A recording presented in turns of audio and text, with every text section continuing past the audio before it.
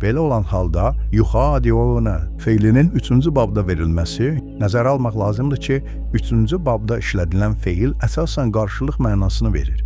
Yəni burada sanki qarşılıqlı aldatma nəzərdə tutulub. Güya münafiqlər Allahı, Allah da öz növbəsində münafiqləri aldatmağa çalışır. Yuxadiuna feilinin 3-cü babda verilməsi ya onunla əlaqədardır ki, Peyğəmbər sallallahu və möminləri aldatmaq sanki elə Allahı aldatmaqdır. Necə ki, bir çox ayələrdə Allah Teala Peyğəmbər sallallahu və möminləri necə böyük hörmətə layiq olduqlarını çatdırmaq üçün özünü də onların sırasına qoşmuşdu. Ya da ondan görədir ki, münafiqlər Allahın sifətlərindən xəbərdar olmadıqları üçün doğrudan da belə fikirləşirmişlər. Sanki onu aldada bilərlər. Hər halda bu ayə vicdanı aldatmağa toxunur. İnsan bəzi vaxtlar öz yanlış hərəkətinə bəraət qazandırmaqdan ötürü vicdanını aldatmağa çalışır.